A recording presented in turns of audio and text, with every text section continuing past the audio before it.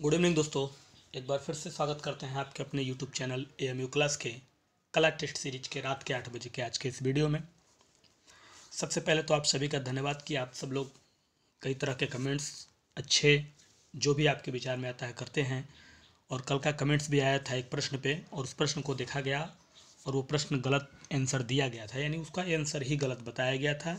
और इसका वजह ये था कि कल चुनावी डिप्टी थी और चुनावी डिप्टी के बाद जब मैं फ्री हुआ तो फ्री होने के बाद 5 बजे के बाद जल्दी जल्दी क्वेश्चन बनाया और जल्दी जल्दी क्वेश्चन बनाने के बाद आपके लिए जो है वीडियो बनाया। और उसी जल्दी जल्दी में जो है ध्यान से हटा और आपका एक क्वेश्चन गलत हो गया तो उसको माना जाएगा और उस क्वेश्चन को मैंने इसमें शामिल भी कर दिया है। फिर उसको मैं बता देता हूँ, क्लियर करके बता दूंगा, ठीक है। तो आज मैंने अपने टेलीग्राम से कुछ क्वेश्चन लिए हैं जो अभी तक बीच में मैंने फिर पूछे हैं। तो बहुत सारे लोग जो है टेलीग्राम मेरा नहीं ज्वाइन किए हैं, तो अगर वो ज्वाइन करना चाहते हैं तो ये लोगो आपको दिख रहा होगा, टेलीग्राम एप्लीकेशन में जाइएगा, सर्च करिएगा एएमयू क्लासेस, वहाँ ज्वाइन बटन नीचे आएगा तो ज्वाइन कर लीजिएगा और पूरा वीडियो देखिएगा, तभी जाके आपको समझ में आएगा। तभी आप कमेंट्स करते हैं तो मुझे भी, मैं आपके कमेंट्स को देखता हूँ तभी मुझे पता चलता है कि हाँ क्या गलत है क्या सही है, ठीक है। तो उसका भी जिक्र करेंगे, जो सवाल हमने कल पूछा था और कल जो फॉल्ट हुआ था उस क्वेश्चन को भी यहाँ आज सही करेंगे। तो चलिए, पहला प्रश्न हमारा कह रहा है आज का, किस कलाकार को बाबा के नाम से भी संबोधित किया जाता था। यह हमारे टेलीग्राम पे प्रश्न पूछा गया है। तो आपको दिख भी रहा होगा, जो भी प्रश्न पूछता हूँ मैं टेलीग्राम पे वो अपने पास रखता हूँ मैं, ताकि कुछ प्रश्न जो है टेलीग्राम के मैं आपको, जो लोग ज्वाइन नहीं हुए हैं उनको मिल जाए तो उन्हें भी पता चले तो वो जाके वहाँ ज्वाइन करें, ठीक है। तो बाबा के नाम से संबोधित किया जाता है इनमें से किस कलाकार को। गोवर्धन लाल जोशी, जे स्वामीनाथन, ए रामचंद्रन या विनोद बिहारी मुखर्जी, किसे।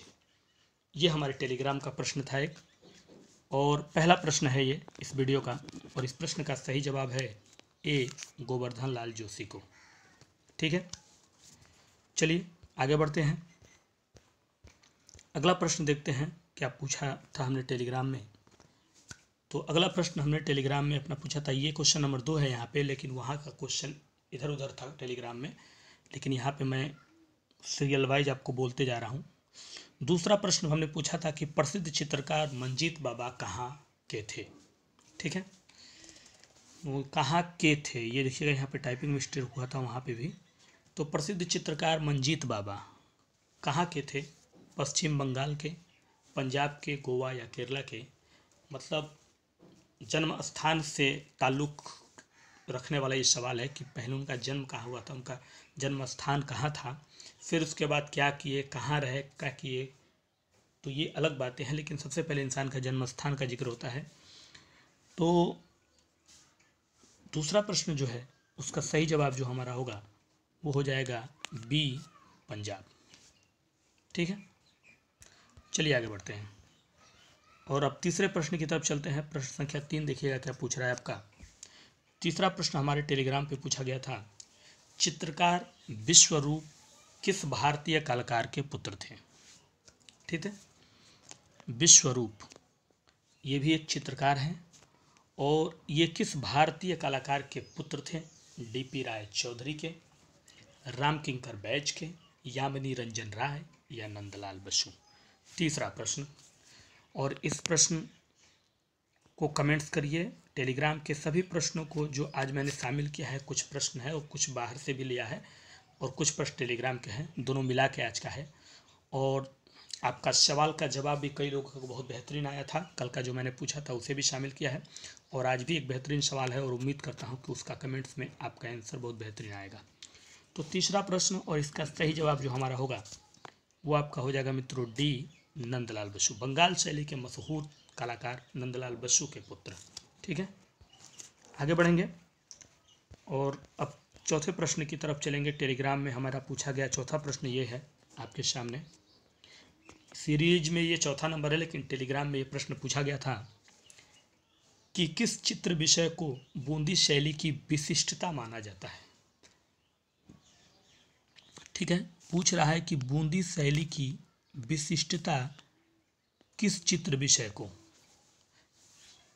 किस तरह के चित्र विषय को बूंदी शैली की विशिष्टता यानी एक विशिष्टता, विशेष स्पेशल विशिष्टता माना जाता है। धार्मिक प्रधान चित्र को, लोक शैली प्रधान चित्र के विषय को, श्रृंगार चित्र विषय को या सामाजिक प्रधान चित्र विषय को, किस तरह के चित्र विषय को बूंदी शैली की विशिष्टता माना जाता है? ये हमारे टेलीग्राम में प्रश्न आपसे किया गया था। ठीक है, चौथा प्रश्न, और इसी प्रश्न का उत्तर आपको कमेंट्स बॉक्स में डालना है। और कई लोग का कल का कमेंट्स आया था, और कल जो प्रश्न हमारा जो गलत हुआ था, मतलब गलत नहीं हुआ था, आंसर ही उसका गलत बोल दिया गया था। तो प्रश्न सही था, आंसर गलत बोल गया था। तो उस प्रश्न में एक दो लोगों का कमेंट्स आया, और जब भी गलती होती है, अगर हो रहा है तो आप कमेंट्स आएगा तो उसको हम सुधारेंगे और उस पर जिक्र भी करेंगे। तो उस प्रश्न को मैंने लिया है यहाँ पे। ठीक है, तो अभी आगे आपको वो प्रश्न मिलेगा। तो चौथे प्रश्न का राइट आंसर जो है वो हो जाएगा आपका सी, श्रृंगार विषय। ठीक है, आगे बढ़ते हैं पांचवें प्रश्न की तरफ। यह है हमारा प्रश्न जो हमने कल आपसे पूछा था। ये पूछा था इसलिए इसको हमने पहले ही शामिल कर लिया बीच में, कि किस मुगल ग्रंथ के कुछ चित्रों पर बसावन का नाम अंकित है? कुछ चित्रों पे बसावन कलाकार का नाम किस मुगल ग्रंथ पे अंकित है? यह हमारा कल का सवाल था, और बहुत सारे लोगों का कमेंट्स आया, अच्छे अच्छे कमेंट्स आए, और बेहतरीन परफॉर्मेंस भी रही। उम्मीद करता हूँ कि उससे बेहतरीन परफॉर्मेंस आप और करें। चैनल पे आपकी स्पीड हमको लग रही है कुछ लोगों की धीरे हो रही है, और इसका क्या रीज़न है ये नहीं पता है मुझे, लेकिन मैं चाहता हूँ कि अपनी स्पीड को बढ़ाइए और वीडियो को जो है बेहतरीन तरीके से देखिए जब भी समय मिले। ठीक है, अपनी स्पीड को धीरे मत रखिए, क्योंकि अब एक चरण और बचा है चुनाव का, उसके बाद फिर रिजल्ट के बाद आएगा, भर्ती आनी ही है। तो पांचवा प्रश्न का जो सही जवाब होगा वो आपका हो जाएगा तूतीनामा में। किसमें? तूतीनामा में बसावन का नाम अंकित है। उसके अलावा दशवंत का भी नाम अंकित है। उसके अलावा इकबाल का भी नाम अंकित है, कलाकार का, आदि कलाकारों का। इसके अलावा आदि कलाकारों का नाम इसके अलावा तूतीनामा में अंकित है, उनके कुछ चित्रों में। याद रखिएगा, सभी नहीं, जो मिले हैं कुछ चित्रों में। ठीक है, तो इसका राइट आंसर सी होगा। जिन्होंने भी उत्तर दिया होगा उनको बहुत बहुत धन्यवाद कि बेहतरीन प्रश्नों का बेहतरीन उत्तर आपने दिया। तो अब हम बढ़ेंगे 6 नंबर प्रश्न की तरफ, और प्रश्न संख्या 6 जो हमारे टेलीग्राम से है वो कह रहा है, मेडोना ब्रांच में मूर्ति शिल्प किस कलाकार की है? मेडोना है और ब्रांज में बनाई गई है मूर्ति शिल्प, और वो किस कलाकार ने बनाई है? ये हमारा टेलीग्राम का अगला क्वेश्चन है कि डीपी राय चौधरी ने बनाई, सरवरी राय चौधरी ने बनाई, रामकिंकर बैज ने बनाई, या विनोद बिहारी मुखर्जी ने बनाई। तो इन चारों में से वो कौन सा मूर्तिकार कलाकार है जिसने मेडोना ब्रांज में, ठीक है, किस में बनी है माध्यम? तो ब्रांज में बनी है, मूर्ति से बनाई है। यह हमारा 6 नंबर प्रश्न है, और इसका सही जवाब जो हमारा होगा वो हो जाएगा बी, सरवरी राय चौधरी का। ठीक है, तो जो लोग टेलीग्राम पे नहीं ज्वाइन है वहाँ जाएंगे तो ये प्रश्न उनको वहाँ मिल जाएगा, फिर से दोबारा वहाँ पे प्रश्न पड़ा हुआ है। ठीक है, तो 7वां प्रश्न जो है, इसके अलावा भी बहुत सारे प्रश्न पीछे पड़े हुए हैं। जब नए ज्वाइन होंगे टेलीग्राम पे तो वो प्रश्न भी मैंने उसमें से कुछ कराए हैं कुछ वीडियो में पीछे। तो अगर आपको पूरा वीडियो देखना है तो आप कॉर्नर पे जाइएगा, इस तरह से 3 बिंदु आपको अंकित हुआ दिखाई देगा जब ये वीडियो चला रहे होंगे तो वहाँ जब आप क्लिक करेंगे तो क्लिक करने के बाद आपको पूरी वीडियो की लिस्ट ऐसे दिखाई देगी, और वहाँ से आप क्लिक करके सभी वीडियो को बारी बारी से देख सकते हैं। तो चलिए 7वां प्रश्न हमारा था टेलीग्राम का कि सरवरी राय चौधरी की मूर्ति पर कौन सा प्रभाव दिखाई देता है? मूर्तिकार सरवरी राय चौधरी की मूर्ति जो बनी है उस पर किस चीज़ का प्रभाव दिखाई देता है? घनवाद का, अभिव्यंजनवाद का, प्रभाववाद, या स्वच्छंदतावाद का? ठीक है, 7वां प्रश्न, और इसी प्रश्न का उत्तर आपको ड्रॉप करना है। आज हमारे टेलीग्राम से कुछ प्रश्न है, और उम्मीद करता हूं कि आज की टेस्ट सीरीज भी आपकी बेहतरीन परफॉर्मेंस के साथ साबित होगी। और अगर कोई फॉल्ट होगा तो कमेंट्स जरूर करिएगा। वैसे कोशिश, कभी कभी गलतियां होती है कि कोशिश गलतियां ना हो, फिर भी जो है उसके लिए मैं आपसे माफ़ी भी चाहूँगा कि जो मेरे द्वारा ध्यान ना देते हुए उस उत्तर को जो है गलती कर दिया जाए। ठीक है, तो 7वां प्रश्न, और इसका सबसे सही जवाब जो हमारा होगा वो हो जाएगा ए, धन्यवाद का। ठीक है, चलते हैं अगले प्रश्न की तरफ बढ़ते हैं। प्रश्न संख्या जो है आपका 8वां है, देखिएगा 8वां प्रश्न देखिए मित्रों हमारा क्या कह रहा है। 8वां प्रश्न हमारा कह रहा है कि लिनोकट प्रिंट निर्माता चित्त प्रसाद का जीवन काल क्या है। ठीक है, लिनोकट प्रिंट निर्माता जिनका नाम है चित्त प्रसाद, यानी उनका जीवन काल क्या है, मतलब कब से कब तक उनकी ज़िंदगी रही इस दुनिया में, और उन्होंने उतने दिन की ज़िंदगी में अपने कला को निखारा संवारा इस देश के लिए। तो पूछ रहा है कि 1913 से लेकर 1978 तक उनकी ज़िंदगी रही, या 1891 से 1964 तक, या 1902 से 1969 तक, या 1945 से 1999 तक। तो उनके ज़िंदगी के जो पल थे इनमें से कब से लेकर कब तक, यानी जन्म से लेकर मरण तक की इसमें डेट को शामिल किया गया है। और 8वां प्रश्न जो है इसका सही जवाब जो हमारा होगा वो हो जाएगा ए, 1913 से लेके 1978 तक। ठीक है, अब चलेंगे हम 9 नंबर प्रश्न की तरफ। प्रश्न संख्या 9 देखिएगा। 9 नंबर प्रश्न हमारा देखिए क्या कह रहा है मित्रों। 9 नंबर प्रश्न का कहना है कि मीरा का मेवाड़ त्याग नामक पुस्तक के लेखक हैं। मीरा का मेवाड़ त्याग ये पुस्तक है, और इस पुस्तक के लेखक के रूप में हम किसे जानते हैं। ये जितने आपको इस कलर में दिख रहे हैं सब टेलीग्राम के हमारे प्रश्न हैं, आपको दिख भी रहे होंगे, नीचे लिखा है MU क्लासेस TTPT, यही लिखते हैं हम अपने प्रश्नों को डालते हैं। और कल हमने टेलीग्राम पे प्रश्न नहीं डाला था, वही रीज़न था। मैं आपको बता देता हूँ कि चुनावी ड्यूटी के बाद जल्दी आया तो कम से कम मैं आपका वीडियो बना दिया, इसलिए टेलीग्राम का प्रश्न मैं नहीं आपका डाल पाया क्योंकि उसी को बनाने में समय लग गया।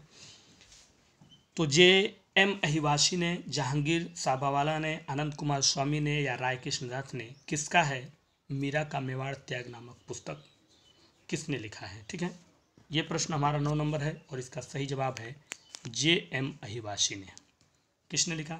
JM अहिवासी ने। तो याद रखिएगा मीरा का मेवाड़ त्याग।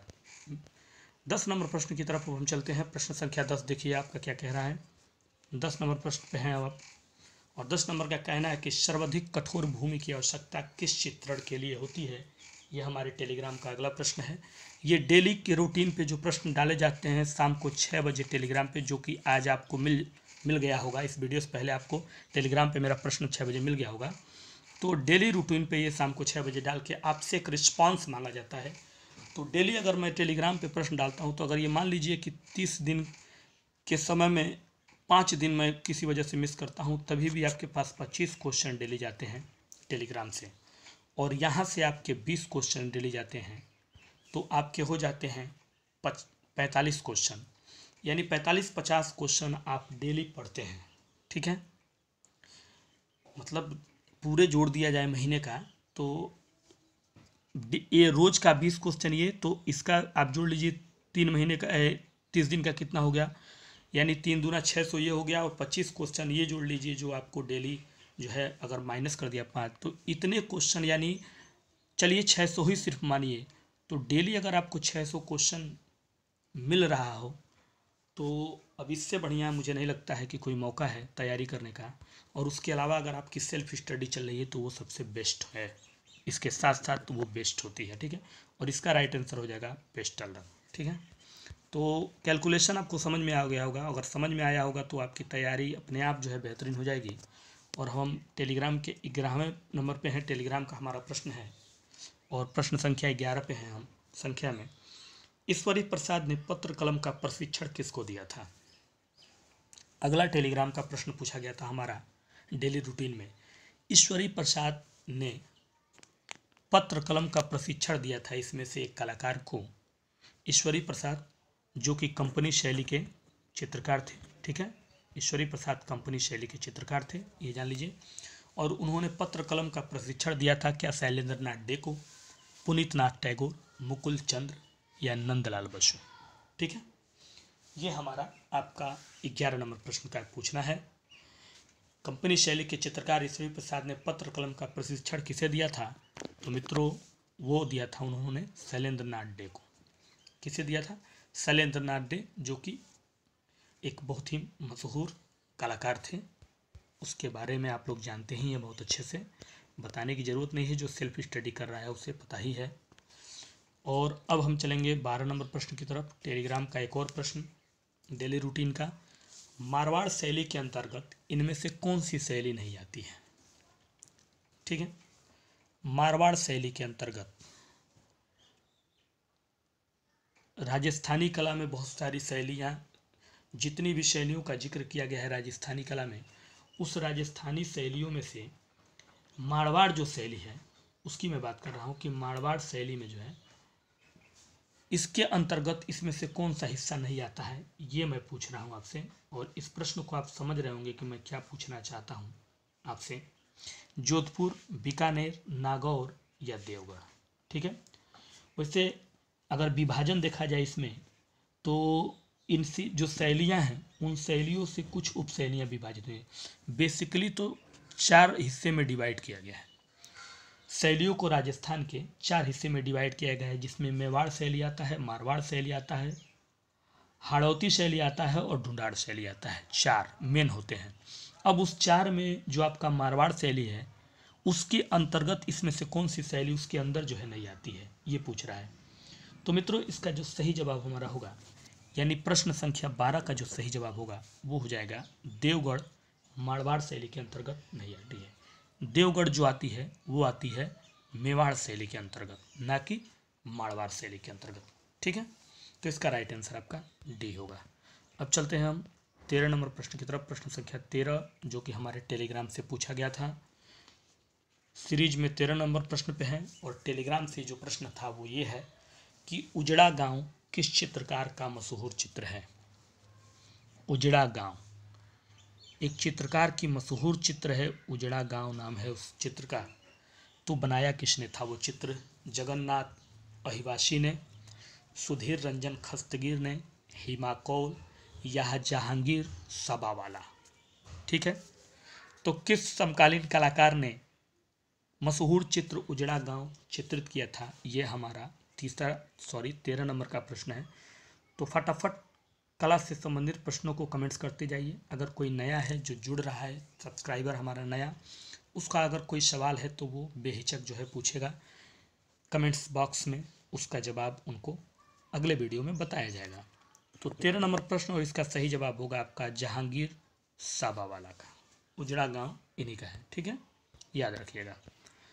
चलिए अब 14 नंबर प्रश्न की जिक्र करते हैं। टेलीग्राम का एक और प्रश्न हमारा और इस वीडियो का 14 नंबर प्रश्न। टेलीग्राम का जो प्रश्न पूछा था हमने डेली रूटीन में, उसमें से ये है, शिव पूजा के सबूत कहाँ की सभ्यता से मिलते हैं? ये हमारा एक टेलीग्राम का प्रश्न और था। तो आज कुछ टेलीग्राम से कुछ प्रश्न आपके टेलीग्राम से मेरे हैं आज के टेलीग्राम से। तो अगर आपको अच्छे लगते हैं तो आप ज्वाइन कर लीजिए, जैसा मैंने बताया है शुरू में ही उसी तरह से आपको ज्वाइन करना है। तो पूजा के जो सबूत है, शिव पूजा में भी शिव जी की पूजा के सबूत कहाँ की सभ्यता से मिलते हैं? सिंधु सभ्यता, प्राग ऐतिहासिक, ऐतिहासिक या इनमें से कोई नहीं? तो इस प्रश्न का सही जवाब होगा मित्रों ए, सिंधु सभ्यता से। कहाँ से? सिंधु सभ्यता से। अब 15 नंबर प्रश्न की तरफ चलते हैं। एक और प्रश्न आपके सामने है, संख्या में 15 नंबर टेलीग्राम का प्रश्न है हमारे, और इसमें भी एक प्रश्न ये कह रहा है कि सिंधु सभ्यता के बंदरगाह के रूप में जाना जाता है। यानी सिंधु सभ्यता में जो बंदरगाह थे उसमें से इसमें एक है जो बंदरगाह के रूप में उसका नाम जाना जाता है। क्या वो धौलावीरा है, कालीबंगन, सुतकोतवा, सुतकोदता? ठीक है, या इनमें से कोई नहीं? तो ड्रॉप करिए फटाफट आंसर, कमेंट्स करिए अगर आपका कोई प्रॉब्लम हो। ये हमारा मोबाइल नंबर है, कमेंट्स यहाँ पे करिए।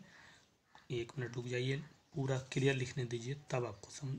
नए लोग जो है इससे व्हाट्सअप करके और पूछ सकते हैं। 8858529779। ठीक है, ये हमारा व्हाट्सअप है और इस पे जो है आप हमसे, जो नए हैं जिनको डाउट है तो वो आपको व्हाट्सअप करके पूछ सकते हैं। ठीक है, तो हमारा इस प्रश्न का जो सही जवाब होगा 15 नंबर का, वो हो जाएगा आपका सुतकोदता। सुतकोदता ये है बंदरगाह के रूप में जाना जाने वाला सिंधु सभ्यता का। अब चलिए आगे बढ़ते हैं। अब ये प्रश्न जो है हमारे टेलीग्राम से नहीं है, टेलीग्राम से अब हट के प्रश्न हमारा ये नहीं, ये टेलीग्राम से नहीं है, ये बाहरी प्रश्न हमने लिया है टेलीग्राम के अलावा। अब मैं उम्मीद करता हूँ कि इसके बाद टेलीग्राम के प्रश्न नहीं होंगे, उतने ही थे टेलीग्राम से लिए गए प्रश्न आज के इस वीडियो में। अब 16 नंबर प्रश्न कह रहा है कि कैलाश मंदिर जो है वो एकात्मक शैली में बना है और उसकी मूर्ति किस विधि में बनाई गई। यानी एक प्रश्न का उत्तर आपके पास यहीं पे है, कैलाश मंदिर जो है जिस शैली में बना है वो है एकात्मक शैली। ठीक है, जैसे कि इस समय आपका जो है अयोध्या का मंदिर जो बन रहा है वो आपका कौन से शैली में बन रहा है। ठीक है, ये आपका एक सवाल है। और कैलाश मंदिर एकात्मक शैली में बना था और उसकी जो मूर्ति थी उसके अंदर वो जिस विधि में बनाई थी गई थी वो विधि कौन सी है, ये पूछ रहा है आपका 16 नंबर प्रश्न। और इसका सही जवाब हमारा होगा रिलीफ में, रिलीफ। ठीक है, चलिए बढ़ते हैं 17 नंबर प्रश्न की तरफ। प्रश्न संख्या 17 देखिएगा। 17 नंबर प्रश्न का कहना है आपके, किस गुफा में अपभ्रंश शैली के चित्र दिखाई देते हैं। अपभ्रंश शैली के चित्र देखने को हमें एक गुफा में इनमें से मिलता है, तो क्या वो गुफा एलिफेंटा की है, एलोरा की है, बादामी की गुफा है या अजंता की गुफा है।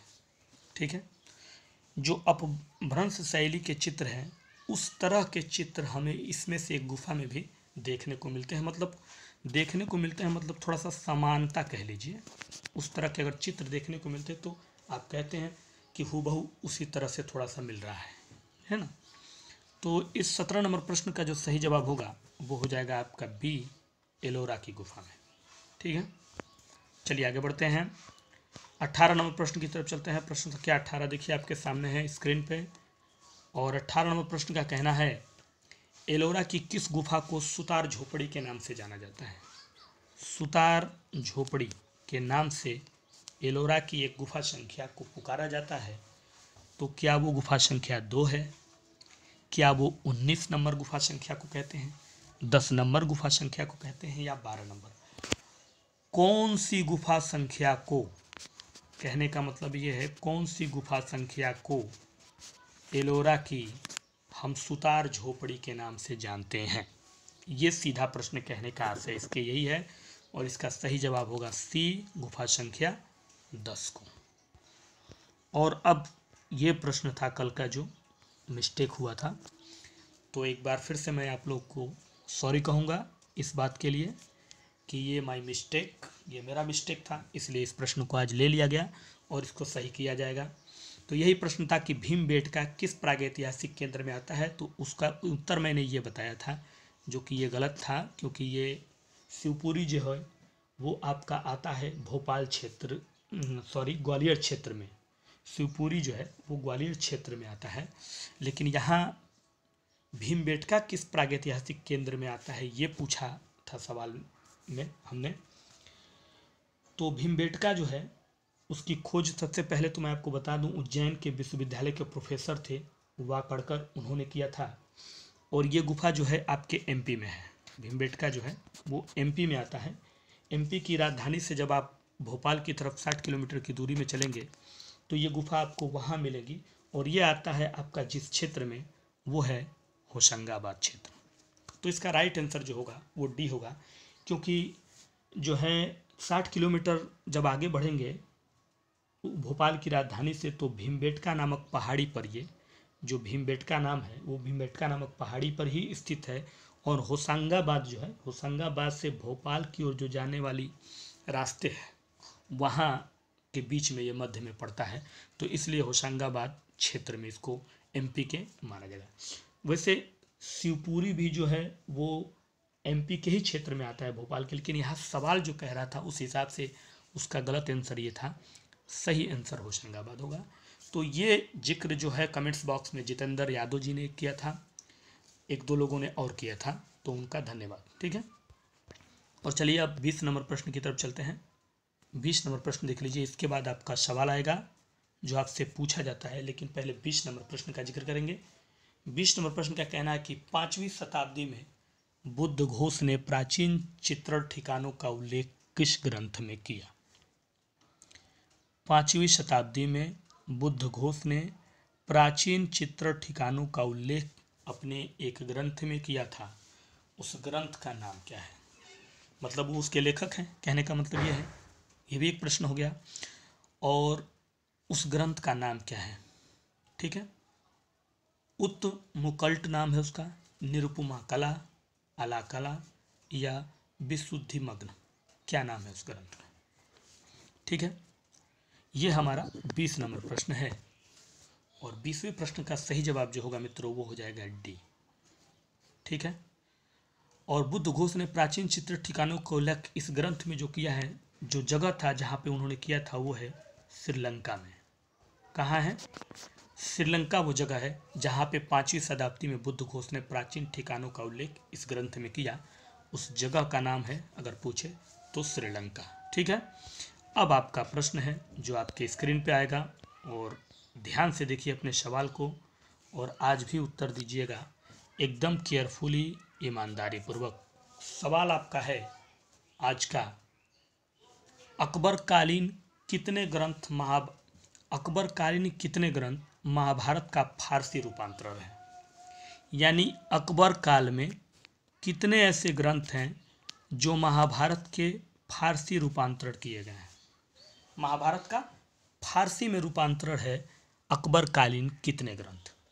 3, 2, 1 या कोई भी ग्रंथ ऐसा नहीं है? तो ये प्रश्न आपको कमेंट्स बॉक्स में बिना कोई बुक खोले, बिना कोई जो है सर्च किए, ईमानदारी पूर्वक उत्तर देना है मित्रों आप सभी को।